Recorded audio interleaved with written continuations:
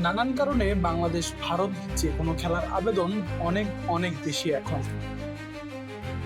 মাঠের বাইরের ইস্যু তো আছে, রাজনৈতিক বাস্তবতা ও সামাজিক যোগাযোগ মাধ্যমে দুই দেশের মানুষের কথার লড়াইয়ে এই ম্যাচের উত্তাপ যেন এখন যে কোনো সময়ের চেয়ে বেশি। বাকি ছিল শুধু মাঠের খেলার সেই ঝাঁজ। জাতীয় স্টেডিয়ামে এদিন সেই অভাবও যেন পূরণ করে দিলেন খেলোয়াড়রা। ফুটবল পায়ে তো বটেই, নানান কারণে দ্বন্দ্বে জড়িয়ে হাই ভোল্টেজ ম্যাচের হাইপ আরো উঁচুতে নিয়ে যেন রীতিমতো এই ম্যাচ রূপ পায় সাউথ এশিয়ান এল ক্লাসিকোতে। ক্রিকেটে বাংলাদেশ ভারত ম্যাচ গত বছর দশেক ধরেই অন্যরকম এক হাইপে থাকে। সেখানে ভারতকে প্রায় হারানো গেলেও ফুটবলে অপেক্ষাটা 22 বছরের। সেই 22 বছরের অপেক্ষাটা কাটলো এবার জাতীয় স্টেডিয়ামে। দারুণ একটা পাওয়ার প্যাকড ম্যাচে জয় উপহার দিয়েছে বাংলাদেশ।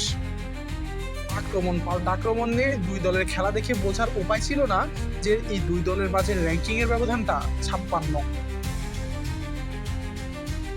খেলোয়াড়দের শরীরী ভাষায় যেন আজ পাওয়া যাচ্ছিল সেই ম্যাচের উত্তাপের। বারবারই দ্বন্দ্বে জড়াচ্ছিলেন দুই দলের খেলোয়াড়রা।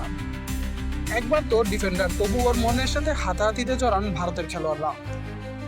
পরে বাংলাদেশ ও ভারতের একাদশের বাকিরাও যোগ দেন সেই হাতাহাতিতে। ম্যাচ রেফারিকে রীতিমতো বেশ কিছুক্ষণ খেলা বন্ধ রাখতে হয় সেই হাতাহাতি থামাতে। শুধু বাংলাদেশ না, দক্ষিণ এশিয়ার ফুটবলেই এমন রাইভালরি দেখা যায় না।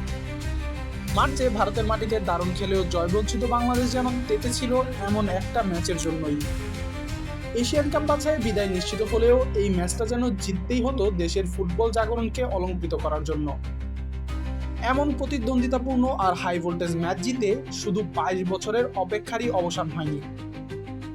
দক্ষিণ এশিয়ান ডার্বি জিতে এই অঞ্চলের ফুটবলে নিজেদের দাপট দেখানোর পূর্বাভাসের জন্য দিয়ে রাখলেন হামজা মুরসালিমরা। আশিকুর রহমান শান্ত, ডি স্পোর্টস।